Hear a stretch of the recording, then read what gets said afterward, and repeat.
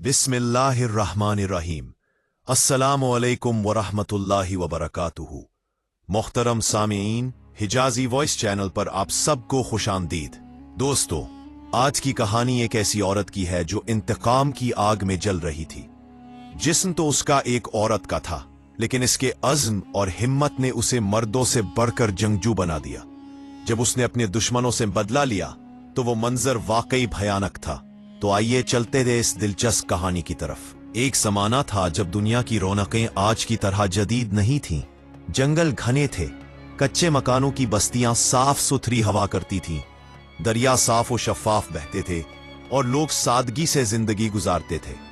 इसी जमाने में खुरासान के शुमाली पहाड़ी इलाके में एक छोटा सा गांव था जिसका नाम मुखुनीक था। ये गांव एक घने जंगल के किनारे वाक़ था। गांव वालों का जरिया आमदन तिजारत और खेती बाड़ी था। इसी गांव में इब्राहिम नामी एक शिकारी रहता था जो हिरनों और लोमड़ियों का शिकार करता, उनकी खालों से खूबसूरत सामान बनाता और बड़े शहरों में फरोख्त करता। इब्राहिम की एक बेटी सारा और दो बेटे थे। सारा सबसे बड़ी थी और कम उम्री में ही माहिर तीर अंदाज बन चुकी थी। वो अक्सर अपने बाप के साथ शिकार के लिए जाती। इब्राहिम ने कुछ शिकारी उकाब भी पाल रखे थे जिनकी बगदाद में बहुत कदर थी।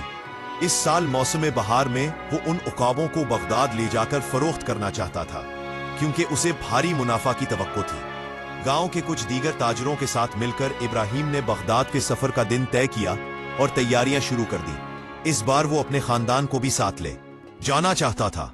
बहार का मौसम आते ही तिजारत का सामान तैयार हो गया। इब्राहिम के बच्चों के लिए बगदाद का सफर एक ख्वाब जैसा था, क्योंकि वो पहले कभी वहां नहीं गए थे। एक सुबह ये छोटा सा तिजारती काफिला रवाना हुआ, जिसमें चंद खच्चर, ऊंट और खवातीन और बच्चों के लिए 3 घोड़ा गाड़ियां शामिल थीं। बच्चे घोड़ा गाड़ियों में खुशी के गीत गाते जा रहे थे। शाम तक काफिले में दीगर बस्तियों से ताजिर शामिल होते गए और उसकी तादाद बढ़ती गई। जब सूरज की किरणें कमजोर पड़ने लगीं तो काफिला एक खूबसूरत वादी में एक छोटी नदी के किनारे पड़ाव डालने के लिए रुका। औरतें खाना पकाने लगी, मर्दों ने खेमे नस्ब किए और बच्चे जानवरों को पानी पिलाने नदी पर चले गए। रात को चांदनी में औरतें एक दूसरे को कहानियां सुना रही थीं, जबकि मर्द आग के गिर्द बैठकर इस्लामी तारीख के वाकयात पर बहस कर रहे थे। इनमें एक बुजुर्ग ताजिर रहीम चाचा भी थे, जो कभी बड़े ताजिर हुआ करते थे। रहीम चाचा लिटेरों के साथ लड़ाई का एक पुराना वाकया सुना रहे थे और काफिले वाले मबहूत होकर उनकी बात सुन रहे थे। आधी रात को काफिला खामोश हो गया और थके हुए मुसाफिर गहरी नींद सो गए। सिर्फ चंद पहरेदार जाग रहे थे जो आपस में बातें कर रहे थे। दूसरे दिन काफिले में मजीद ताजिर शामिल हुए। खूबसूरत वादियों और वीरान सहराओं से गुजरते हुए ऊंटों और खच्चरों की घंटियों की आवाज एक खामोश राग सुना रही थी। उस राग में रहीम चाचा की आवाज भी शामिल हो गई, जो अपनी जवानी का एक दुख भरा गीत गा रहे थे। काफिले वाले वाह वाह करके उन्हें दाद देते, जबकि रहीम चाचा की आंखों से जज्बात में आंसू बह रहे थे। रहीम चाचा अपनी जवानी में एक औरत खौला से मोहब्बत करते थे। वो एक खूबसूरत गायिका थी जिसकी आवाज कोयल की तरह सरीली थी। खौला बगदाद की एक गली में रहती थी, जहां वो इश्किया अशार गाती थी और सुनने वाले वाह वाह कर उठते थे। एक दिन रहीम चाचा अपने एक ताजिर दोस्त के साथ खौला के घर गए और उसकी खूबसूरती और सरीली आवाज पर दिल हार बैठे। रहीम चाचा ने खौला को निकाह का पैगाम दिया और कुछ अरसे बाद खौला ने उसे कबूल कर लिया। खौला अकेली थी।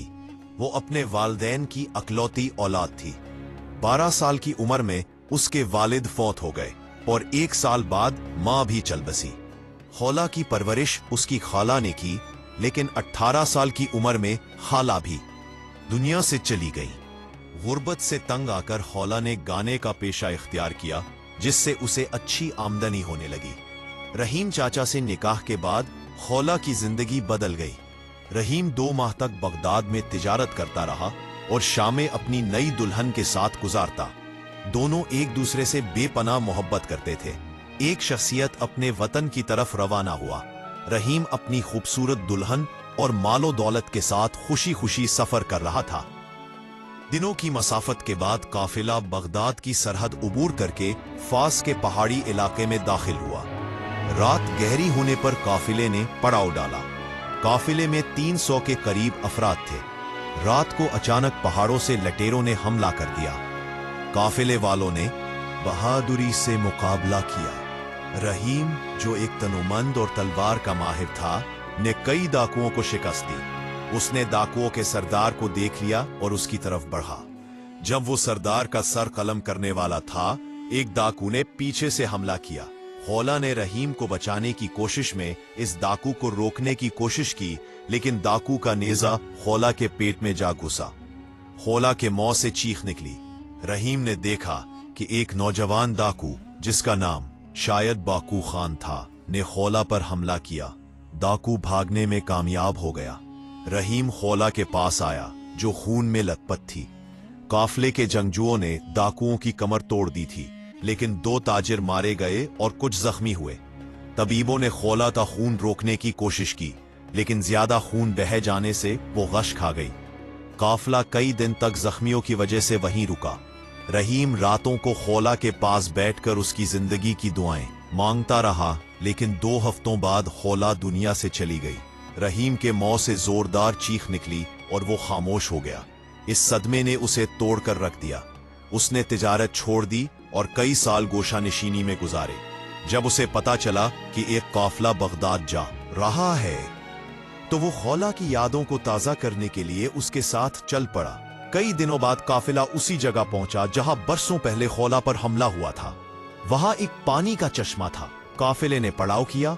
रहीम चाचा दीवानों की तरह चश्मे के पास बैठकर आंसू बहा रहे थे। सारा ने उन्हें हैरत से देखा और पूछा कि क्या बात है। रहीम चाचा ने आंसू पूछे, सारा के सर पर हाथ फेरा और काफिले में शामिल हो गए। 3 माह बाद काफिला बगदाद पहुंचा। रहीम चाचा एक सराय में ठहरे, जिसका मालिक उनका पुराना दोस्त था। वो दोनों बूढ़े हो चुके थे और बगलगीर होकर मिले। अगले दिन रहीम चाचा खौला के घर गए, जो बंद पड़ा था। वो उसे देखते रहे और अपने माजी में खो गए। 15 दिनों में काफिले का सामान फरोख्त हो गया। ताजिरों ने वापसी के लिए सामान खरीदा और 20 दिन बाद वापसी की तैयारी शुरू की। रहीम चाचा हर रोज खौला के घर जाते और सराय के मालिक से अपनी जवानी की बातें शेयर करते। एक सुबह काफिला वापसी के लिए रवाना हुआ। इब्राहिम ने अपने उकाबों से भारी मुनाफा कमाया और काफी सामान खरीदने के बावजूद उसके पास बहुत सी रकम बची थी। एक शाम जब काफिला अपने वतन से 2 दिन की मसाफत पर था, उसने आखिरी पड़ाव एक खूबसूरत वादी में किया। रहीम चाचा और इब्राहिम इकट्ठे बैठकर बातें कर रहे थे। इब्राहिम सो गया और रहीम चाचा जमीन पर लेटकर आसमान को तक रहे थे जब उनकी आंख लग गई। रात के आखिरी पहर में रहीम चाचा की आंख खुली। उन्हें एक परिंदे की अजीब चीख सुनाई दी, जो बरसों पहले खौला पर हमले के वक्त सुनी थी। वो उठकर बैठ गए। अचानक पहाड़ों से डाकुओं का एक गिरोह निकला और काफिले पर हमला कर दिया। इब्राहिम ने बहादुरी से मुकाबला किया, लेकिन सारा रोती हुई रहीम चाचा के पास आई। रहीम चाचा ने उसका हाथ पकड़ा और खैमों के पीछे छुपा दिया। सुबह होते ही काफिला जख्मियों के साथ आगे बढ़ा, लेकिन सारा का पूरा खानदान डाकुओं के हाथों मारा गया। वो अकेली रह गई थी और उसके दिल में इंतकाम की आग भड़क रही थी। रहीम चाचा ने सारा को अपने साथ ले लिया, उसकी हौसला अफजाई की और उसे एक माहिर तलवारबाज बनाया। वो कहते, बेटी मैं तुम्हें एक जंगजू मर्द बनाऊंगा। सारा जवान हुई तो उसने डाकुओं से बदला लेने का अज़्म किया। वो मर्दों जैसा लिबास पहनती, निकाब ओढ़ती और जंगल में डाकुओं का सुराग लगाने निकल जाती। एक दिन वो रहीम चाचा के साथ जंगल में लकड़ियां काटने गई। चाचा को एक जगह छोड़कर वो जंगल की गहराइयों में चली गई। उसे दूर से कुछ आवाजें सुनाई दी। छुपकर उसने देखा कि 2 डाकू घोड़ों पर सामान लेकर जा रहे थे। वो उनके पीछे चली और एक गार तक पहुंची, जो डाकुओं का ठिकाना था। शाम होने पर वो चाचा के पास वापस आई, जहां 2 भेड़ियों ने चाचा पर हमला किया हुआ था। सारा ने एक तीर से एक भेड़िए को मार दिया और दूसरा भागते हुए उसने भी मार गिराया। अब सारा हर रोज एक पहाड़ी के पीछे छुपकर डाकुओं पर नजर रखती। जो डाकू बाहर निकलता, उसका पीछा करती और खामोशी से उसे कत्ल कर देती। इस तरह उसने एक एक करके कई डाकुओं को खत्म किया। एक दिन 2 डाकू गार से सामान लेकर जा रहे थे। सारा ने घात लगाकर एक को मार दिया, जबकि दूसरा तलवार लेकर मुकाबले पर आया। सारा ने उसे जख्मी करके गिरफ्तार किया और रस्सी से बांधकर गांव ले आई। रहीम चाचा ने उसे देखते ही पहचान लिया। ये वही डाकू था जिसने बरसों पहले खोला को नेजे से मारा था और अब डाकुओं का सरदार बन चुका था। रहीम चाचा ने सारा की तलवार लेकर उसके सीने में घोंप दी। यूं सारा और रहीम चाचा ने अपने अपने इंतकाम का बदला ले लिया।